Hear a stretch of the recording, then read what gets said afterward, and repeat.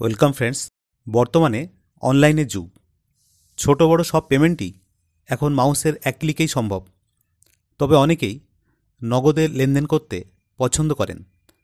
তারা ভাবেন এতে ইনকাম ট্যাক্সের নজর থেকে বাঁচা যাবে, কিন্তু এটা সম্পূর্ণ ভুল ধারণা। সমস্ত ব্যাংকিং লেনদেনই গভীরভাবে পর্যবেক্ষণ করা হয়। কিছু লেনদেনের উপর ইনকাম ট্যাক্সের কড়া নজর থাকে। আপনি বুঝতে পারবেন না, তার ফাঁকেই বাড়িতে আয়করের নোটিশ চলে আসবে। তাই এক অর্থবর্ষে এই 6 ধরনের লেনদেন থেকে বিরত থাকুন। মোটা অঙ্কের নগদ জমা। একটি অর্থবর্ষে 10 লক্ষ টাকা বা তার বেশি নগদে জমা করলে আয়কর বিভাগ নোটিশ পাঠাতে পারে। সেটা একটি অ্যাকাউন্টে হতে পারে কিংবা একাধিক অ্যাকাউন্টে। এই ক্ষেত্রে আয়কর বিভাগকে টাকার উৎস সম্পর্কে জানাতে হবে। এমনটাই নিয়ম সেন্ট্রাল বোর্ড অফ ডাইরেক্ট ট্যাক্সেসের।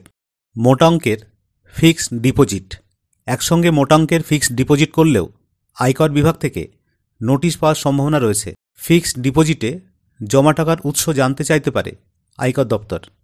সঠিক জবাব দিতে না পারলে আইনি ব্যবস্থা নেওয়া হতে পারে। যদি কেউ একই অর্থবর্ষে বাড়ি বা রিয়েল এস্টেটে 30 লাখ টাকার বেশি কেনাকাটা করেন, তাহলে নোটিশ পাঠাতে পারে আয়কর বিভাগ। এক্ষেত্রে ওই ব্যক্তি বার্ষিক কর পরিশোধ করেছেন কিনা তাও দেখা হতে পারে। বিনিয়োগ থেকে উচ্চ রিটার্ন। ধরে নেওয়া যাক কোনো ব্যক্তি এমন কোথাও বিনিয়োগ করলেন যেখান থেকে অত্যধিক হারে রিটার্ন পেলেন, কিন্তু এতে খুশি হওয়ার কিছুই নেই, কারণ আয়কর বিভাগ নোটিশ পাঠাতে পারে। বিনিয়োগের পিছনে যথাযথ কারণ দেখাতে হবে, না হলে তার বিরুদ্ধে আইনি ব্যবস্থা নেওয়া হতে পারে।